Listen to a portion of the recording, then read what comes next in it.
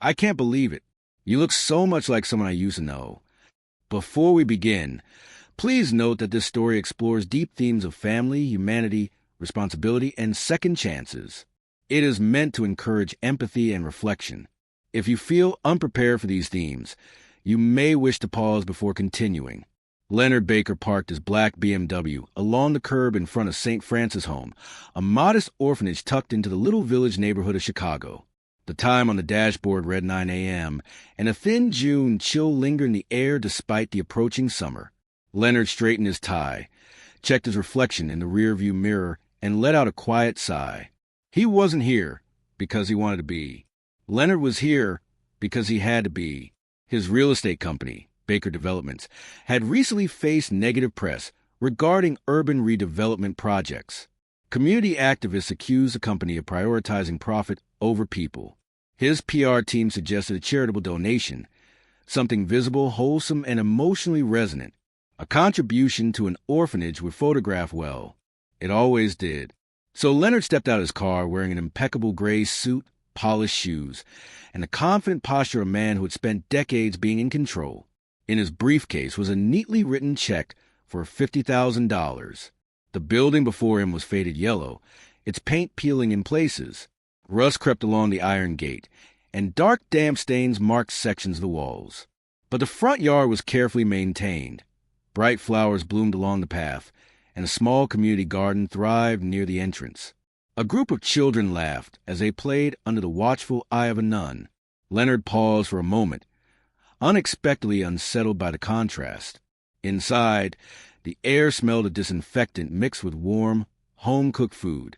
The receptionist, a middle-aged woman with thick-rimmed glasses, looked up and smiled politely. "Good morning," Leonard said. "I'm Leonard Baker. I have a meeting scheduled with the director." "Ah, yes, Mr. Baker," she replied warmly. "Sister Teresa is expecting you. Please follow me." As they walked through the narrow hallways, Leonard glanced at the walls. They were covered in children's drawings, stick-figure families, colorful houses, sons with smiling faces. Framed photographs showed children laughing, celebrating birthdays, holding handmade crafts. This place felt worlds away from Leonard's office in the Loop, with its glass walls, minimalist decor, and panoramic skyline views. Here, everything felt human, imperfect, alive. Sister Teresa greeted him in her small office. She was a petite woman in her early 60s, with kind eyes that carried years of patience and compassion. "Mr. Baker, what a joy to welcome you," she said warmly. "Your generosity will make such a difference in these children's lives." "It's my pleasure," Leonard replied automatically, handing her the check. "I'd like to see the facilities, if possible." "Of course," she said. "Let me show you around." They toured the kitchen, where volunteers prepared lunch, the dormitories with simple but clean bunk beds, and a classroom where children of various ages were learning math together. Leonard nodded politely, asked a few surface-level questions, and checked his watch more than once. Then Sister Teresa opened a door painted light blue. "And this is our recreation room." Leonard stepped inside and froze. In the corner of the room sat a little girl, no more than 7 years old, quietly drawing with crayons. Light brown hair fell in soft waves to her shoulders. Her posture, the way she held the pencil, the focused tilt of her head. Leonard's heart skipped. Her green eyes, her face. She looked exactly like Julia. Who is she?" Leonard asked, his voice barely steady. "That's Isabella," Sister Teresa replied. "She's been with us for 2 years now. A very special child, but quite reserved." Isabella. The name echoed in Leonard's mind. Julia had always said that if she ever had a daughter, she would name her Isabella. 8 years ago, Julia had disappeared from Leonard's life while pregnant. He never knew what became of her, or the baby. "May I talk to her?" he asked quietly. "She's shy with strangers," Sister Teresa said gently. "But you may try." Leonard approached slowly and crouched beside the small table. "That's a beautiful drawing," he said softly. "You like to draw, don't you?" Isabella nodded without looking up. "What's your doll's name?" Leonard asked, gesturing to a worn rag doll beside her. "Julia," she whispered. "Like my mom." Leonard felt the air leave his lungs. "Do you remember your mom?" he asked carefully. Isabella paused, then looked at him. "Just a little. She sang to me and told me stories about a prince who owned a really big company." Leonard felt his chest tighten. Julia used to call him her businessman prince. Sister Teresa cleared her throat. "Mr. Baker, may I speak with you privately?" In her office, Leonard spoke without hesitation. "I believe Isabella is my daughter." Sister Teresa opened a file folder. "Her mother passed away in a car accident 2 years ago. Her name was Julia Sanders. No father listed." Leonard closed his eyes. "May I see her birth certificate?" Sister Teresa hesitated, then handed it over. "Born March 15, 2017. The dates confirmed everything."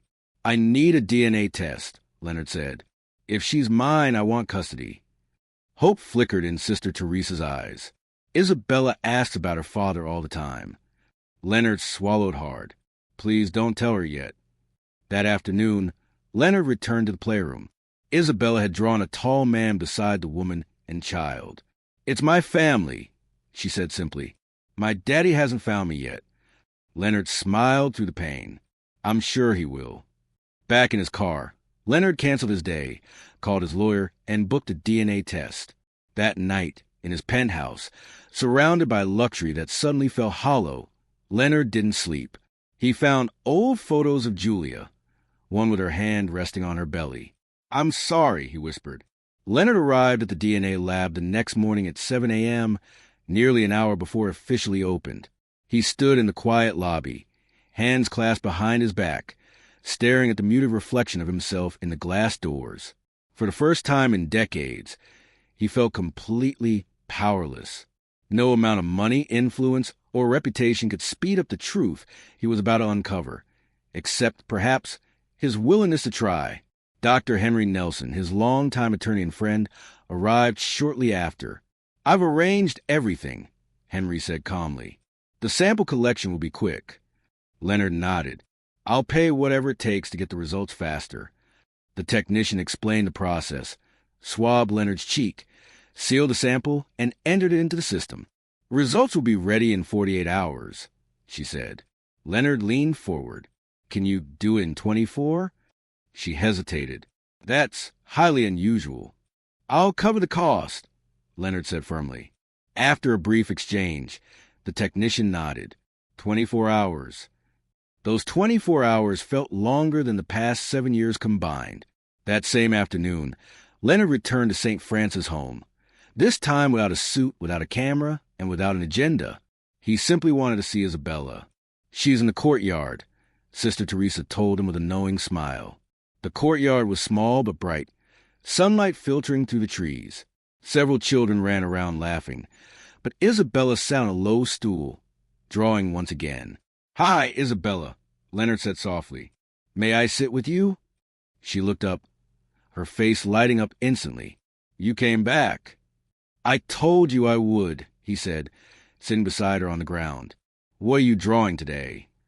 "A castle," she said proudly. "If I were a princess, I'd live there." The drawing was detailed. Towers, windows, gardens, even tiny flags fluttering at the top. "It's beautiful," Leonard said honestly. "Who would live in the castle with you?" "My daddy," she answered without hesitation. "He'd be the king." Leonard felt something break open inside his chest. They talked for hours.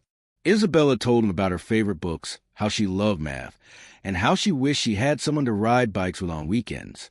At one point, she leaned into him and hugged him, an innocent, warm embrace that nearly brought Leonard to his knees with emotion. "I wish you were my daddy," she said quietly. Leonard swallowed hard. "Maybe someday." That night, Leonard barely touched his dinner. His apartment, once a symbol of success, felt cold and empty. He paced until morning. At 10 a.m., his phone rang. "Mr. Baker," the lab technician said, "your results are ready." Leonard rushed over. Dr. Henry met him there, standing close as Leonard opened the sealed envelope. Probability of paternity, 99.99%. Leonard pressed his back against the wall, breath shaking. "She's mine," he whispered. Henry smiled. "Congratulations." Now we move forward. Within hours, emergency custody paperwork was filed. 2 weeks. That's how long it could take. 2 weeks that felt unbearable. Leonard returned to the orphanage with the results. Sister Teresa read them with tears in her eyes. She always knew, the nun said softly. May God bless you both. Leonard began visiting Isabella every day. He rearranged his entire life. Early mornings at work, afternoons at the orphanage. They did homework together. He learned she read far above her grade level and had an imagination that never stopped running. Why do you come every day? She asked one afternoon. Because you make me happy, he said. You talk to me like I'm important, she replied. Like I matter. You do matter, Leonard said. Very much. A week later, Leonard made the biggest decision of his life. He bought a townhouse in Lincoln Park, complete with a backyard, a library, and a bedroom designed just for Isabella, a real-life version of her castle drawings. When Isabella finally looked at him one afternoon and said, I pretend you're my daddy when I'm alone, Leonard couldn't wait any longer. I need to tell you something, he said gently. I took a test, a DNA test. Isabella's eyes widened. And it says I'm your daddy. She froze, then burst into joyful tears, throwing herself into his arms. For real, she cried. For real, Leonard whispered. And I love you more than anything. The court hearing came quickly. Judge Robert Silver listened carefully as Isabella spoke with confidence beyond her years. When I look at him, she said, I feel like I'm home. The judge smiled and granted permanent custody. Leonard cried openly. That same day, Isabella packed her few belongings, her clothes, her doll Julia, and her drawings, and left the orphanage forever. When she stood before the townhouse, she whispered, Our home.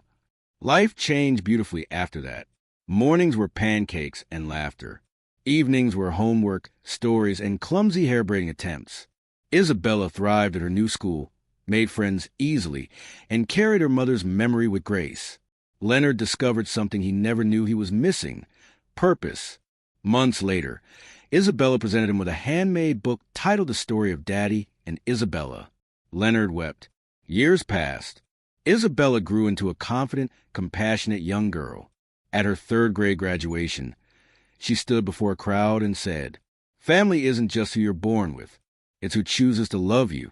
Leonard knew then that everything, every regret, every mistake, had led him to this moment. On the 5th anniversary of the day they met, Leonard served heart-shaped pancakes in bed. What are we celebrating? Isabella asked. The day we found each other. Later that afternoon, they returned to St. Francis' home together, now renovated with Leonard's help. Isabella played with the children, telling them stories of hope. On the drive home, she said quietly, I wish every kid could feel this happy. Leonard smiled. Then let's help them. That night, they planned the Heart Encounters Foundation, dedicated to helping children find families. Years later, standing under the Chicago stars, Leonard held his daughter close. Do you feel complete now? She asked. Leonard kissed her forehead. My life is overflowing with love, he said. Because of you. Somewhere beyond the stars, Julia was smiling. Because love, real love, always finds its way home.